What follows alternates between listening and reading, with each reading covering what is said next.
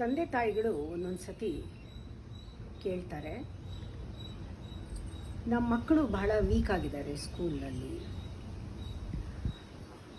Mentally strong ಇಲ್ಲ, concentration ಇಲ್ಲ, ಸ್ಪರ್ಧೆಗಳಲ್ಲಿ ಮುಂದೆ ಹೋಗಲ್ಲ, ಮಕ್ಕೇಡಿತನ, ಹಿಂದುಳಿತಾರೆ. ಈ ಥರ ಕ್ಯಾಂಪ್ಗಳಲ್ಲಿ ಬಂದಾಗ ಬಂದು ಹೇಳ್ತಾರೆ.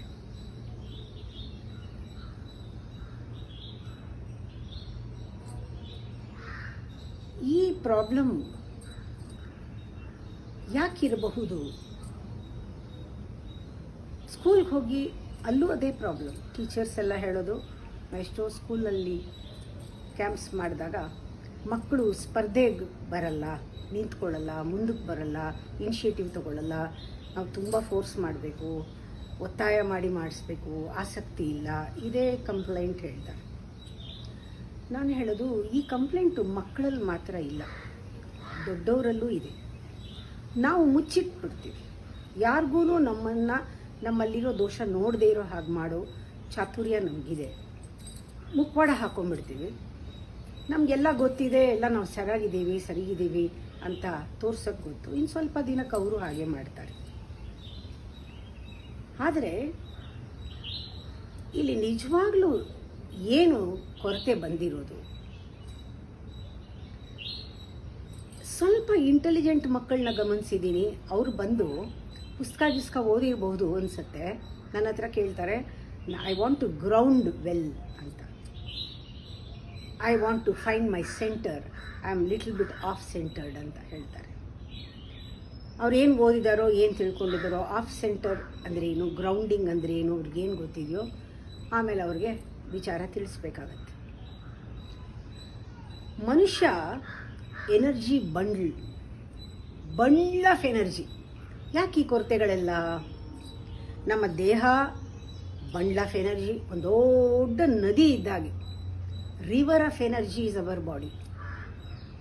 ಮನಸ್ಸು ನದಿ, ಉಪನದಿಗಳು. ಇಮ್ಯಾಜಿನ್, ಅಷ್ಟು ಶಕ್ತಿ ನಮ್ಮ ಮನಸ್ಸಿಗಿದೆ. ಬುದ್ಧಿ ಒಂದು ದೊಡ್ಡ ಸಾಗರ.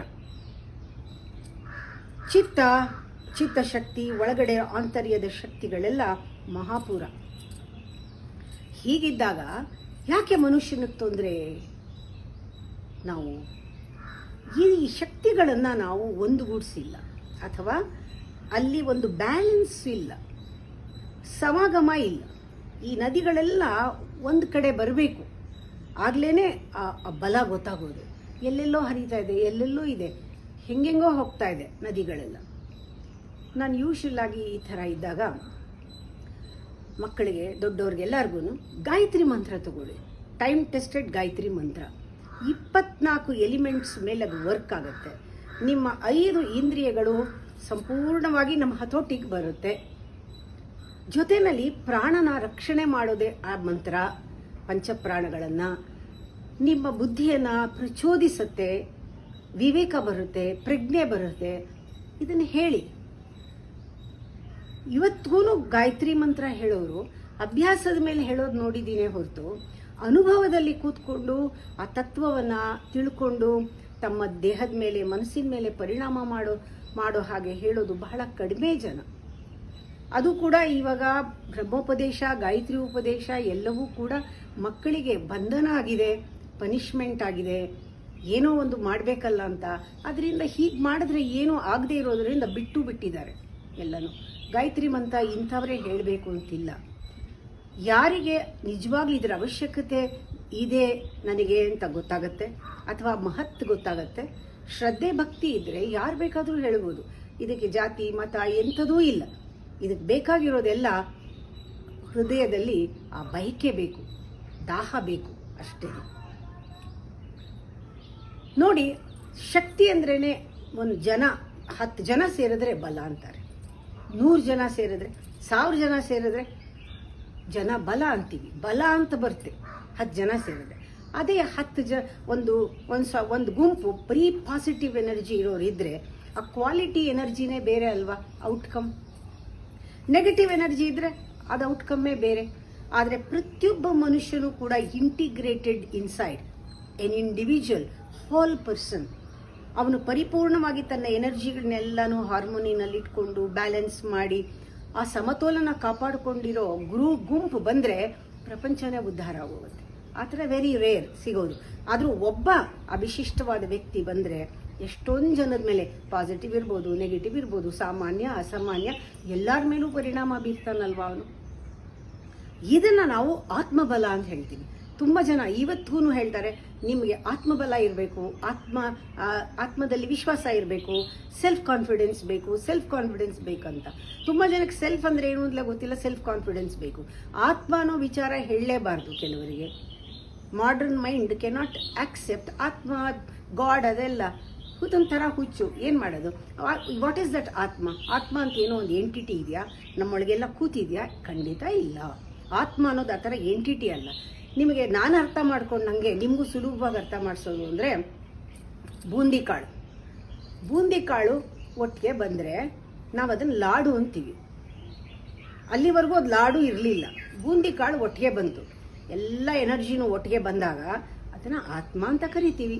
ಯಾವಾಗ ಎನರ್ಜಿ ಎಲ್ಲ ಒಟ್ಟಿಗೆ ಬಂದು ಪರಿಪೂರ್ಣವಾಗುತ್ತೋ, ಸತ್ವ ಸಂಪನ್ನವಾದ ಎನರ್ಜಿಗಳೆಲ್ಲ ಒಟ್ಟಿಗೆ ಸೇರಿದಾಗ ಅದು ಆ ಬ್ರಹ್ಮಾಂಡದಲ್ಲಿ ಲೀನವಾಗಿಬಿಡುತ್ತೆ, ಅದು ಒಂದಾಗ್ಬಿಡುತ್ತೆ, ಆತ್ಮ ಹೋಗಿ ಪರಮಾತ್ಮ ಆಗಿಬಿಡುತ್ತೆ. ಇದು ನೇಚರ್, ಇದು ನಡೀತಾ ಇರೋದು. ಆತ್ಮ ಬಲ ಅಂದರೆ ಅದು. ಇವಾಗ ಆತ್ಮದಲ್ಲಿ ನಾವು ಆತ್ಮ ಹೇಗೆ ಕಂಡುಹಿಡ್ಕೊಳ್ಳೋದು?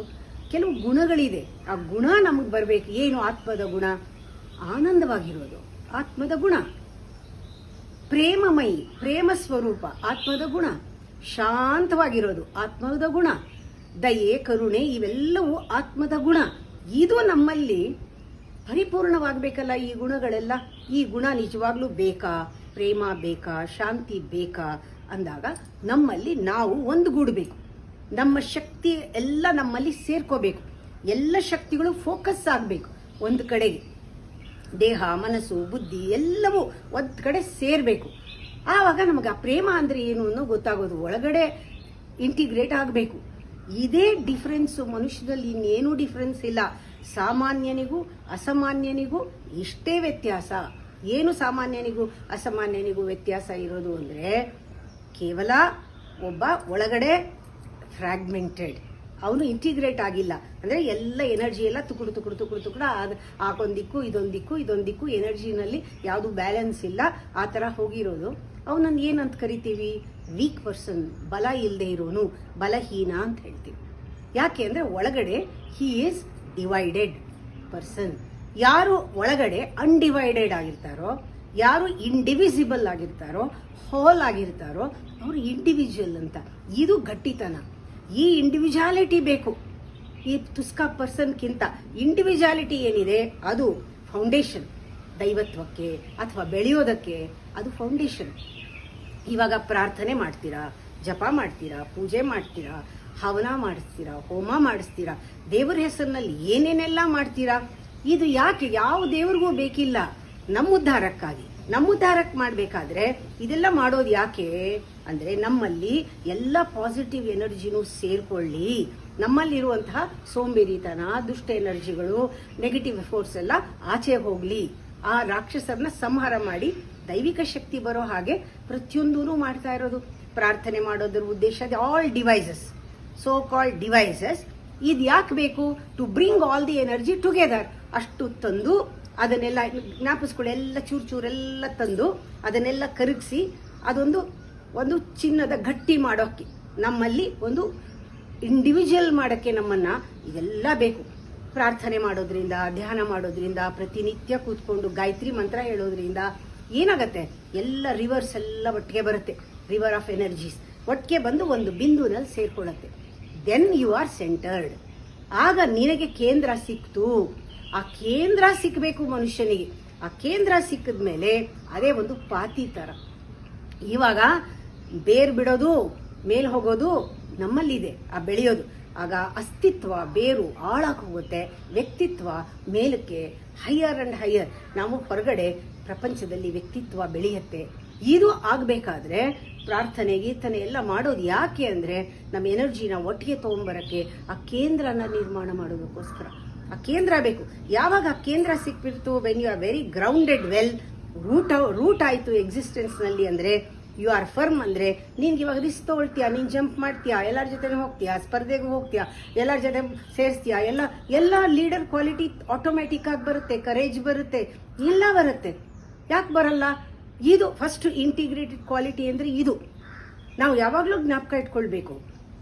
ಯಾವಾಗ ಆ ಶಕ್ತಿ ಅಂದಾಗ ನಾವು ನಮ್ಮಲ್ಲೇನೆ ನೋಡ್ಕೋಬೇಕು. ಸ್ತರಗಳು ಅಂದ್ರೆ ನಮ್ಮಲ್ಲಿ ಎಲ್ಲ ತಮೋಗುಣ ಸೇರಿದಾಗ ಅಂಥವ್ರು ಏನು ಕೆಲಸ ಮಾಡಕ್ ಸಾಧ್ಯ? ಸೋಂಬೇರಿಗಳೆಲ್ಲ ಸೇರಿದ್ರೆ ಅದಕ್ಕೆ ಫಲಿತಾಂಶ ಅದಕ್ಕೆ ತಕ್ಕಂಗಿರುತ್ತೆ. ರಜೋಗುಣದವರು ಎಲ್ಲರೂ ಟೆನ್ಷನ್ನು ಎಲ್ಲ ಮಾಡಿಕೊಂಡು ಕೋಪ ತಾಪ ಇರೋರೆಲ್ಲ ಸೇರಿದ್ರೆ ಎಲ್ಲ ಕೆಲಸ ಹಾಳಾಗುತ್ತೆ. ಬರೀ ಸತ್ವಗುಣದವರೆಲ್ಲ ಸೇರಿದಾಗ ಒಳ್ಳೆ ಕೆಲಸಗಳಾಗುತ್ತೆ. ಆ ಥರ ಹೊರಗಡೆ ಹೇಗೋ ಹಾಗೆ ನಮ್ಮಲ್ಲೂ ಕೂಡ ನಮ್ಮ ಗುಣದ ಮೇಲೆ ನಮ್ಮ ಯೋಗ್ಯತೆ. ಯಾರು ಹುಟ್ಟಿಂದ ಯೋಗ್ಯತೆ ಇಲ್ಲ.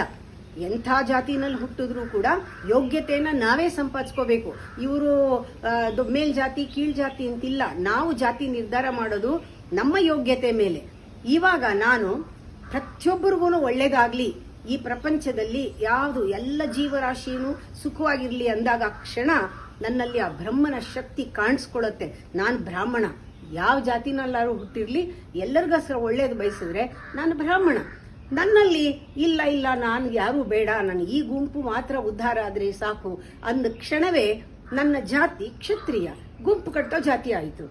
ಒಂದು ನಿಮಿಷ ಯೋಚನೆ ಮಾಡಿ, ನಾನು ಏನೂ ಮಾಡಲ್ಲ, ನಂಗೇನಾದ್ರು ಸಿಕ್ಕರೆ ಮಾತ್ರ ಲಾಭ ನಷ್ಟಕ್ಕೆ ಮಾಡ್ತೀನಿ ಅಂದ್ರೆ ನಾನು ಅವಾಗ ವೈಶ್ಯ ಅಲ್ವಾ? ವೈಶ್ಯ ಮನೋಧರ್ಮ, ನನ್ನ ಕರ್ಮ ವೈಶ್ಯ ಕರ್ಮ, ನಾ ಮಾಡೋದೆಲ್ಲ. ಯಾಕೆ ಅಂದ್ರೆ ಇಲ್ಲಿ ಲಾಭ ನಷ್ಟ ಇದೆ. ಅದೇ ನಾನು ಯಾರಿಗೂ ಮಾಡಲ್ಲ, ನಾನು ಗ್ರೀಡಿ ಪರ್ಸನ್ ಆಗಿ ಸ್ವಾರ್ಥಿಯಾಗಿ ನಾನು ತಿನ್ಕೊಂತೀನಿ, ಯಾರಿಗೂ ಕೊಡಲ್ಲ ಅಂತ ನಾವು ಕೂತ್ಕೊಂಡ್ರೆ ಇದು ಶೂದ್ರ ಜಾತಿ.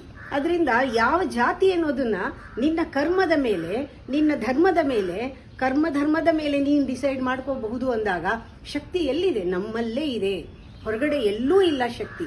ಗಾಯತ್ರಿ ಮಂತ್ರ 20 ನಿಮಿಷ ಹೇಳದ್ನಲ್ಲ, ಒಳ್ಳೆ 5 ಸ್ಟೆಪ್ಸ್ನಲ್ಲಿ ಒಳ್ಳೆ ಗುರುಗಳ ಹತ್ರ ಕಲ್ತ್ಕೊಳ್ಳಿ, ಕೂತ್ಕೊಳ್ಳಿ. 20 ನಿಮಿಷ ಗಾಯತ್ರಿ ಮಂತ್ರನ ಜಪ ಮಾಡಿ. 20 ನಿಮಿಷ ಆ ಪ್ರಾಣಶಕ್ತಿ ಹೆಚ್ಚಾಗತ್ತೆ. ಜೊತೆಗೆ ಗಾಯತ್ರಿ ಮಂತ್ರ ಕೂತ್ಕೊಳ್ಳೋಕೆ ಮುಂಚೆ 2 ನಿಮಿಷ ಯೋಚನೆ ಮಾಡಿ, ನೀವು ಅಮೀಬಾ ಆಗಿದ್ರೋ ಇಲ್ವೋ? ಅಮೀಬಾಯಿಂದ ಈ ಮನುಷ್ಯನಾಗಿದ್ದೀರಲ್ಲ, ಎಂಥ ದೊಡ್ಡ ಪ್ರಯಾಣ ಬಂದಿದ್ದೀರಾ. ನಾನು ಜ್ಞಾಪಿಸ್ಕೊಳ್ತಾನೆ ಇರ್ತೀರಿ, ನನ್ನ ಜರ್ನಿ ಎಷ್ಟು ದೊಡ್ಡ ಪ್ರಯಾಣ ಬಂದಿದ್ದೀನಿ. ಇನ್ನು ನಾನು ಮುಂದೆ ವಿಕಾಸ ಆಗೋದೇನಾದ್ರೂ ಇದ್ರೆ, ನನ್ನ ಬುದ್ಧಿ ವಿಕಾಸ ಆಗದೆ ಇದ್ರೆ ಇಷ್ಟೆಲ್ಲ ಬಂದಿದ್ದು ವೇಸ್ಟ್ ಆಗುತ್ತಲ್ಲ. ಇಷ್ಟು ದೂರ ಬಂದ್ಬಿಟ್ಟಿದ್ದೀನಿ ನಾನು. ನನ್ನಲ್ಲಿ ಇವಾಗ ಈ ದೇಹ ಇದೆ, ಹೋಗೋವರೆಗೂ ಈ ಮೆದುಳು ಇದೆಯಲ್ಲ, ಬುದ್ಧಿ ಇದೆಯಲ್ಲ, ಇದು ವಿಕಾಸ ಆಗಬೇಕು, ಇದು ಬೆಳಿಬೇಕು. ಇದು ನನ್ನ ಮಾತು ಕೇಳ್ತಾ ಇಲ್ವಲ್ಲ. ಯಾಕೆ ಅಂದ್ರೆ ನನ್ನ ಎನರ್ಜಿ ಎಲ್ಲ ನಾನು ಬ್ಯಾಲೆನ್ಸ್ ಅಲ್ಲಿ ಇಟ್ಕೊಂಡಿಲ್ಲ. ನನ್ನ ಎನರ್ಜಿ ಎಲ್ಲನೂ ಕೂಡ ಒಂದು ಫೋಕಸ್ ಆಗ್ತಾ ಇಲ್ಲ, ಅದೆಲ್ಲೆಲ್ಲೋ ಹೊಟ್ಟೋಗಿದೆ. ನಾನು ಸಮತೋಲನ ಕಾಪಾಡಿಕೊಂಡಾಗ ನನ್ನ ಬುದ್ಧಿ ನನ್ನ ಮಾತು ಕೇಳತ್ತೆ. ಇದು ನನಗೆ ವಿರುದ್ಧವಾಗಿ ಹೋಗ್ತಾ ಇದೆ, ಅದರಿಂದ ನಾನೇನು ಬೆಳೆಯಕ್ಕಾಗಲ್ಲ. ಆದರೆ ಬೆಳೆಯಕ್ಕೆ ಇದೊಂದೇ ಗತಿ, ಧಿಯೋ ಯೋನ ಪ್ರಚೋದಯಾತ್. ಬುದ್ಧಿ ಪ್ರಚೋದನೆ ಆಗಲೇಬೇಕು. ಬುದ್ಧಿನಲ್ಲೇ ನಾನು ವಿಕಾಸ ಆಗಬೇಕಾದ್ರೆ, ಬೆಳಿಬೇಕಾದ್ರೆ ಅನ್ನೋದು ಸೀರಿಯಸ್ನೆಸ್ ಬರಬೇಕು. ಆವಾಗ ನಮಗೆ ಗೊತ್ತಾಗತ್ತೆ ನಾವು ಏನೋ ಒಂದು ಇಲ್ಲಿ ತಪ್ಪಾಗಿದೆ. ತನ್ನಷ್ಟಕ್ಕೆ ತಾನೇ ಎನರ್ಜಿ ಬ್ಯಾಲೆನ್ಸ್ ಆಗೋದು ನೇಚರ್. ನದಿಗಳು ಹೇಗೆ ಸಮುದ್ರಕ್ಕೆ ಸೇರ್ಕೊಳ್ಳುತ್ತೋ, ಎಲ್ಲ ನದಿಗಳು ಎಲ್ಲ ಎನರ್ಜಿನೂ ಬಂದು ಒಂದು ಫೋಕಲ್ ಪಾಯಿಂಟ್ಗೆ ಸೇರೋದು ನ್ಯಾಚುರಲ್. ಆದರೆ ನಾವು ಮಾಡ್ತಾ ಇರೋ ಒಂದೊಂದು ಕೆಲಸ ನೋಡಿದ್ರೆ ಎಲ್ಲ ಎಗೇನ್ಸ್ಟ್ ನೇಚರೇ ಮಾಡ್ತಾ ಇದ್ದೀವಿ. ಎಲ್ಲ ಪ್ರಕೃತಿಗೆ ವಿರುದ್ಧವಾಗಿ, ಊಟ ತಿಂಡಿಯಿಂದ ಹಿಡಿದು ಪ್ರತಿಯೊಂದು ವಿರುದ್ಧವಾಗಿ ನಾವು ಮಾಡ್ತಾ ಇರೋದ್ರಿಂದ ಒಳಗಡೆ ನೇಚರ್ನಲ್ಲಿ, ನಮ್ಮ ನೇಚರ್ನಲ್ಲೂ ಕೂಡ ಇಂಬ್ಯಾಲೆನ್ಸ್ ಆಗಿದೆ. ಇದನ್ನ ನಾವು ಗಮನಿಸ್ಕೊಂಡಾಗ ನಮಗೆ ಗೊತ್ತಾಗತ್ತೆ ಇದಕ್ಕೆ ನಾವೇ ಜವಾಬ್ದಾರು. ಈ ಬ್ಯಾಲೆನ್ಸ್ ಅನ್ನೋದು ಎ ಕಾನ್ಸಿಕ್ವೆನ್ಸ್, ತನ್ನಷ್ಟಕ್ಕೆ ತಾನಾಗತ್ತೆ. ಇದಕ್ಕೆ ಮೂಲಭೂತವಾದ ಕೆಲವು 2 ಸಿಂಪಲ್ ಪಾಯಿಂಟ್ಸ್ ತಿಳ್ಕೊಂಡ್ಬಿಟ್ರೆ ಸಾಕು. ನನ್ನಲ್ಲಿ ದುಃಖ ಶುರು ಆಗೋದು ಇಲ್ಲಿಂದಾನೆ, ನಾನೇ ಕಾರಣ ಇದಕ್ಕೆ. ನನ್ನಲ್ಲಿ ಕೋಪ, ತಾಪ, ದ್ವೇಷ, ದುಃಖ ಏನೇನಿದೆ ನೆಗೆಟಿವ್ ಎಲ್ಲ ನನ್ನಿಂದಾನೆ, ಹೊರಗಡೆಯಿಂದ ಅಲ್ಲ. ನಾವೇನ್ ಮಾಡ್ತೀವಿ, ಒಳ್ಳೇದೆಲ್ಲ ನನ್ನಿಂದ ಅಂತ, ಕೆಟ್ಟದೇನಾದ್ರು ಬಂದ್ರೆ ನಮ್ದೇ ಅದು, ನಾವೇ ಸೃಷ್ಟಿ ಮಾಡಿದ್ದು ತಕ್ಷಣ ಬೇರೆಯವ್ರ ಮೇಲೆ ಹಾಕ್ತೀವಿ. ಇದನ್ನ ಸ್ಟಾಪ್ ಮಾಡಬೇಕು. ಇದು ನಂಬರ್ 1. ಇದನ್ನ ಇವತ್ತಿಂದ ಶುರು ಮಾಡಿ. ಯಾರನ್ನೂ ಕಾರಣ ಮಾಡಬೇಡಿ. ಈ ವ್ಯವಸ್ಥೆಗೆ ನಾನೇ ಜವಾಬ್ದಾರಿ ಅಂತ ಯಾವಾಗ ನೀವು ನಿರ್ಧಾರ ಮಾಡ್ತೀರಾ, ಎನರ್ಜಿ ಬ್ಯಾಲೆನ್ಸ್ ಆಗಕ್ಕೆ ಶುರು ಆಗುತ್ತೆ. ಖಂಡಿತವಾಗ್ಲೂ ಹಾಗೆ ಆಗತ್ತೆ. ನಾವು ಏನೂ ಮಾಡಲ್ಲ ಅಂತ ಸುಮ್ಮನೆ ಸೋಂಬೇರಿ ತರ ಕೂತ್ಕೊಂಡ್ರೆ, ಮಂಚ ಹತ್ತಿದ್ರೆ ಎಲ್ಲಿ ಬೀಳ್ತೀನೋ, ಕೆಳಗೆ ಮಲ್ಕೋತೀನಿ ಅಂದ್ರೆ ಏನ್ ಮಾಡಕ್ಕಾಗತ್ತೆ? ಮೇಲ್ ಹೋಗೋದೇ ಇಲ್ಲ ಅಂತಂದ್ರೆ, ನಾವು ಇಲ್ಲಿ ನಿಜವಾಗ್ಲೂ ಬಂದಿರೋದಿಷ್ಟು ಜನ್ಮ ಬಂದಿದೀವಿ, ಮನುಷ್ಯರಾಗಿದ್ದೀವಿ, ಇನ್ ಮುಂದೆ ನಾವು ಹೋಗಲ್ಲ ಅಂತಂದ್ರೆ ಇದು ನಮ್ಮ ಕೈನಲ್ಲಿದೆ. ಇವಾಗ ಪ್ರಕೃತಿ ಅಲ್ಲ, ನಾವು ಪ್ರಕೃತಿಗೆ ಸಹಾಯ ಮಾಡಬೇಕು. ನಾವು ಬೆಳೆಯೋದಕ್ಕೆ ಇವಾಗ ನಾವು ಮಾಡದೇ ಇದ್ರೆ ವಿ ಹ್ಯಾವ್ ಟು ಪೇ. ಇದಕ್ಕೆ ಸರಿಯಾದ ಕೊಡಬೇಕಾಗತ್ತೆ, ಟ್ಯಾಕ್ಸ್ ಕಟ್ಟಬೇಕಾಗತ್ತೆ. ಯಾಕೆಂದರೆ ಭೂತಾಯಿಗೆ ಹೇಗೆ ನಿಮ್ಮ ಮಕ್ಕಳು ಇವಾಗ ದಾರಿ ತಪ್ಪಿದ್ರು ಅಥವಾ ಏನು ಹೇಳಿದ ಮಾತು ಕೇಳ್ತಿಲ್ಲ, ಸ್ವಲ್ಪ ಟೆನ್ಷನ್ ಮಾಡ್ಕೊಂಡಿದ್ದೀರಾ ಎಲ್ಲ, ಯಾಕೆ ಅಂದರೆ ಚುರು ಅನ್ನೋದು ಯಾಕೆ ನಮ್ಮ ಮಕ್ಕಳು ಅಂತ. ಹಾಗೆ ಭೂತಾಯಿಗೂ ಕೂಡ ನಾವು ಬೆಳೀದೇ ಇದ್ರೆ ಮುಂದೆ ಅವಳ ಕರುಳು ಚುರು ಅನ್ನತ್ತೆ.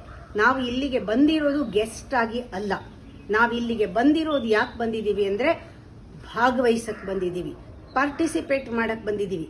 ಪಾಯ ತೋಡಲೇಬೇಕು, ನಾವು ಆ ಒಂದು ತಳಪಾಯ ಹಾಕಲೇಬೇಕು, ಭವ್ಯವಾದ ಒಂದು ಭವನ ಕಟ್ಟಲೇಬೇಕು. ನಾವು ಬಂದಿರೋದು ವಿಸಿಟರ್ಸ್ ಥರ ಅಲ್ಲ, ನಾವು players. We have to play. ನಾಳೆ ಮುಂದುವರಿಸ್ತೀನಿ.